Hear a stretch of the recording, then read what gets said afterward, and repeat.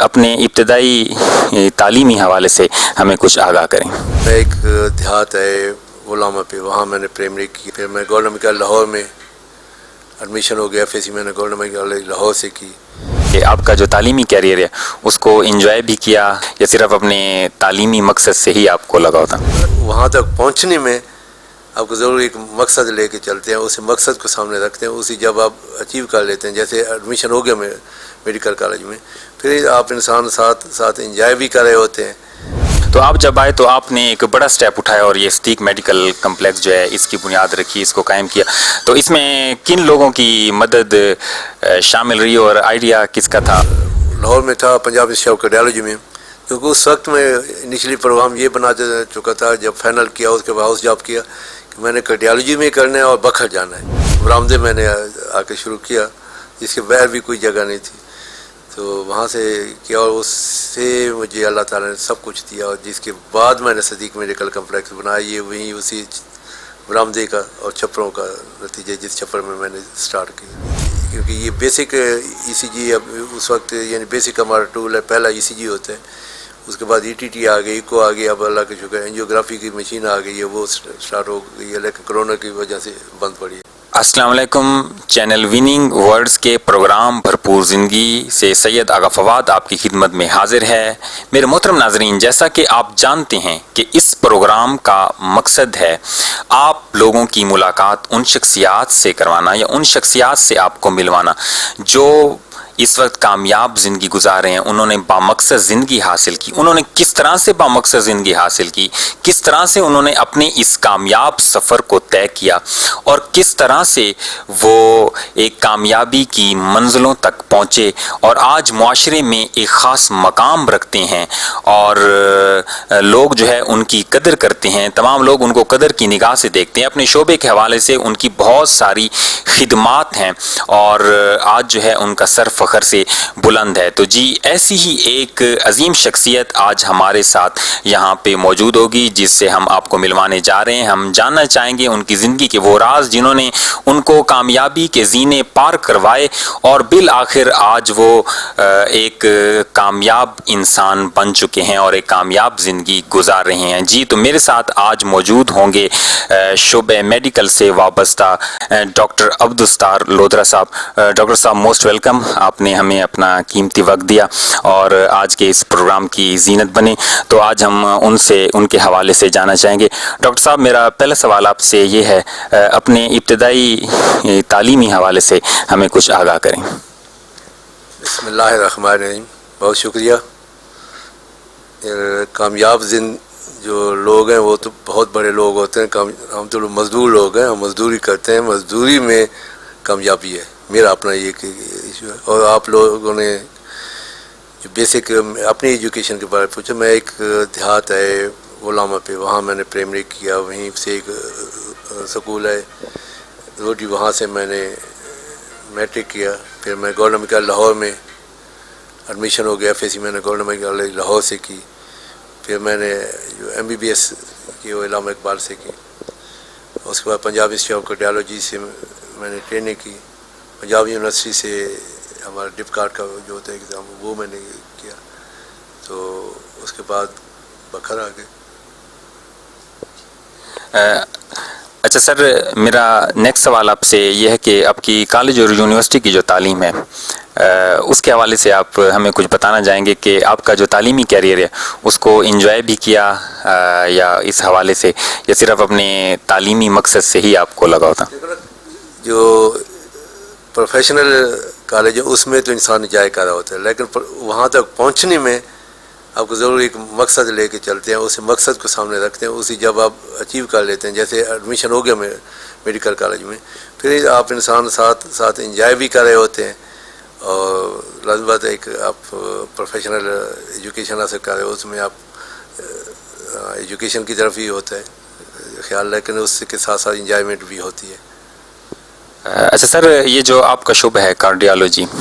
یہ ایک انتہائی شعبہ، ایک اہم شعبہ اس کو سمجھا جاتا ہے، اور آپ نے اس شعبے کا انتخاب کیسے کیا؟ کیوں اس شعبے کا انتخاب آپ نے کیا؟ آپ کو کس نے رہنمائی کی؟ کسی کی رہنمائی حاصل تھی یا خود سے آپ نے چوز کیا اس کو؟ نہیں بھائی، اس جب ہم اسٹوڈنٹ دور میں تھے تو مجھے ایک تھوڑا سا پیشنٹ، میں 4th ایئر میں تھے آلموسٹ، تو میں اس وقت ہمارے پاس سروس ہاسپٹل تھا، میں سروس ہاسپٹل میں، وہاں ایک پیشنٹ تھا اسی ایریے کا تھا، مجھے یاد نہیں کس یعنی لیکن تھا ہمارے علاقے سے، اسے دل کی تکلیف ہوئی تھی، اور اس کی دل کی تکلیف کافی عرصہ تک اسے پتہ ہی نہیں چل سکا، جو وہاں اس حالت میں ہمارے میڈیکل ون ہے اس میں یونٹ میں اس میں پہنچا ہوا تھا، وہاں میری بھی ڈیوٹی تھی، اسے پتہ ہی نہیں چل سکا کہ اسے دل کی تکلیف ہو، گیس اور مختلف تویز وہ کرتے کرتے وہاں پہنچا تو اس کا دل بڑھا ہوا تھا۔ اس وقت میں ذہن میں کلک کیا کہ واقعی یہ چیز وہاں بیسک یعنی ایک سنٹر یا وہاں سٹارٹ لینا چاہیے، یا وہاں جا کے پریکٹس کرنی چاہیے کارڈیالوجی میں، تاکہ ایسے لوگ میں جو اسی وقت ٹریٹمنٹ ہو سکتی ہے اور اس کے بعد انسان جیسے پہلے تھے اسی طرح زندگی گزار سکتے ہیں۔ تو یہ اس وقت ایک تھوڑا سا انیشیٹو ملا کہ آپ کارڈیالوجی کی طرف سوچا جائے، اسی کے بعد میں کارڈیالوجی کی طرف چلے گئے، وہ لمبا ہے کہ کیسے گئے۔ اچھا سر، آپ نے دیکھا کہ بکھر میں اتنی زیادہ کوئی سہولیات نہیں ہے، مثلا کہ ای سی جی کے حوالے سے یا ایکوگرافی جو ایک ٹیسٹ ہوتا ہے دل کے حوالے سے، تو پیشنٹس کو جو ہے جو خاص طور پہ ہارٹ پیشنٹ ہوتے ہیں ان کو بہت زیادہ جو ہے وہ تکالیف دیکھنے کو ملتی ہیں، انہیں باہر جانا پڑتا ہے۔ تو آپ جب آئے تو آپ نے ایک بڑا سٹیپ اٹھایا اور یہ صدیق میڈیکل کمپلیکس جو ہے اس کی بنیاد رکھی، اس کو قائم کیا۔ تو اس میں کن لوگوں کی مدد شامل رہی اور آئیڈیا کس کا تھا، اپنا تھا اور سپورٹ کیا؟ بیسیکلی جب میں لاہور میں تھا پنجاب انسٹیٹیوٹ آف کارڈیالوجی میں، کیونکہ اس وقت میں انیشلی پروگرام یہ بنا چکا تھا، جب فائنل کیا اس کے بعد ہاؤس جاب کیا کہ میں نے کارڈیالوجی میں کرنا ہے اور بکھر جانا ہے، یہ میرا پہلا یعنی ایک میں ڈیسائیڈ کر چکا تھا فائنل ایئر کے بعد۔ تو یہاں آ کے شاید آپ لوگ تو چھوٹے تھے، اب بزرگوں نے دیکھا کہ میں بالکل ایک برآمدے میں نے آ کے شروع کیا جس کے باہر بھی کوئی جگہ نہیں تھی، تو وہاں سے کیا اور اس سے مجھے اللہ تعالیٰ نے سب کچھ دیا، اور جس کے بعد میں نے صدیق میڈیکل کمپلیکس بنایا، یہ وہیں اسی برآمدے کا اور چھپروں کا نتیجہ جس چھپر میں نے سٹارٹ کی تھی، اور اسی کیونکہ یہ بیسک ای سی جی اب اس وقت یعنی بیسک ہمارا ٹول ہے، پہلا ای سی جی ہوتا ہے، اس کے بعد ای ٹی ٹی آ گئی، ایکو آ گئی، اب اللہ کا شکر اینجیوگرافی کی مشین آ گئی ہے، وہ سٹارٹ ہو گئی ہے، لیکن کرونا کی وجہ سے بند پڑی ہے۔ اچھا سر، یہ جو شعبہ ہے کافی تکلیف دہ، اس میں بڑا دل آپ کو رکھنا پڑتا ہے کیونکہ یہاں کرٹیکل پیشنٹ آپ کے پاس آتے ہیں دل کے حوالے سے، اور کافی زیادہ خدا نخواستہ ڈیتھ بھی دیکھنے کو ملتی ہیں کیونکہ پیشنٹس ایسے آتے ہیں ہارٹ اٹیک کے۔ تو آپ بڑا ٹف سا ہوتا ہے بندہ جو ہے، اگر ایک عام بندے کے لیے تو سروائیو کرنا اس کنڈیشن میں، تو آپ کی زندگی کیسی ہے؟ آپ روز مرہ آپ کا واسطہ ایسے پیشنٹ سے پڑتا ہے، تو آپ اس زندگی کو کیسے لے کے چلتے ہیں؟ حوصلہ کہاں سے ملتا ہے؟ اصل میں یہ ہے کہ یہ اس ذات کا کرم ہے کہ جو انسان کو حوصلہ بھی دے دیتا ہے، جو کام کرواتا ہے۔ میں اکثر بیشتر کہتا ہوں کہ اگر یہ میں کام نہ کر رہا ہوتا تو ہم زمیندار طبقے سے ہیں، پھر ہم کچھ اور بھی کر رہے ہوتے۔ تو بس یہ ہے کہ ہم جب انسان کوشش کر رہا ہوتا ہے اور دل سے کر رہا ہوتا ہے، اور جتنا انسان کی اپنی صلاحیت ہے اس کے مطابق اگر کام کر رہا ہے، تو اس کے بعد آؤٹ پٹ کیا آتا ہے وہ انسان اس ذات پہ چھوڑ دیتا ہے۔ کیونکہ جب پوری محنت کرتا ہے انسان اور اس کے بعد کوشش کرتا ہے، ٹریٹمنٹ پوری کرتا ہے، خدا نہ کرے اس کے بعد ڈیتھ ہو جاتی ہے، تو لواحقین بھی دیکھ رہے ہوتے ہیں اور انسان خود بھی کہہ رہا ہوتا ہے کہ ہماری طرف سے ایسی کوئی بات نہیں ہے۔ اگر کوئی کوتاہی ہو گئی ہو پھر تو انسان سوچ سکتا ہے، لیکن اس وقت یہ ہے کہ میں نے کوشش کی، اس ذات کا کام ہے، کس کو زندگی اور موت اس کا ذات کام ہے، لیکن کوشش انسان کا چکا ہوتا ہے، اور اس میں انسان کا ضمیر مطمئن ہو، پھر انسان حوصلہ بھی ہو جاتا ہے کہ لازمی بات ہے۔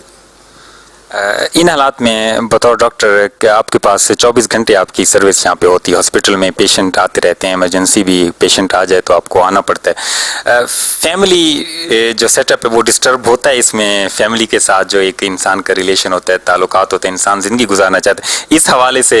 آپ کیا کہنا چاہیں گے کہ فیملی معاملات جو ہیں میٹرز وہ ڈسٹرب ہوتے ہیں؟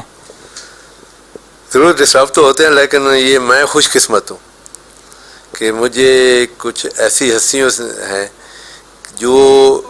مجھے محسوس نہیں ہونے دیتی۔ اکثر میں گھر میں جاتا ہوں تو وہ کہتے ہیں آپ ہاسٹل کی زندگی گزار رہے ہیں، کیونکہ میں کھانا کھانے کے لیے جاتا ہوں یا سونے کے لیے جاتا ہوں، اور سونے کے لیے بھی اسی وقت جاتا ہوں جب گیا، اور اس کے بعد کال آ گئے تو چاہے 1 رات کا یا 2 بجے واپس آ گیا. تو اکثر کہتے ہیں کہ یعنی آپ ہاسٹل کی زندگی گزار رہے ہیں. لیکن باقی معاملات کیسے چل رہے ہیں وہ اللہ کا شکر ہے. جو میرے مسز ہیں وہ مجھے بہت سے زیادہ سپورٹ کر رہی ہیں. اس میں کوئی شک مجھے نہیں پتہ کہ ہمارے گھر کے معاملات کیسے چل رہے ہیں، کسی سے لین دین کیسا چل رہا ہے. اور جو اوپر والے کام ہیں، میرے بڑے بھائی ہیں محمد رمضان، تو ہم نے تو جب یہ ہاسپٹل بنا تو ہاسپٹل کے وقت جب ہاسپٹل بن گیا تو میں تو اسی دن 14 اگست کو 12 ربیع الاول کو تو میں صبح 9 بجے تک وہاں پرانے رام دیوالی میں کلینک میں رہا. اس کے بعد یہاں آ گیا. اس کے بعد مجھے نہیں پتہ کہ یہ کیسے ہوتے ہیں. اب بھی یہی کہ جو باہر کے معاملات ہیں بھائی رمضان دیکھتے ہیں، جو گھر کے اور فیملی کے معاملات میرے مسز دیکھتی ہیں. میں آرام سے یہاں رہتا ہوں، سکون سے کام کرتا ہوں. گھر گیا اس ہاسٹل کی طرح، کھایا پیا اور واپس آیا.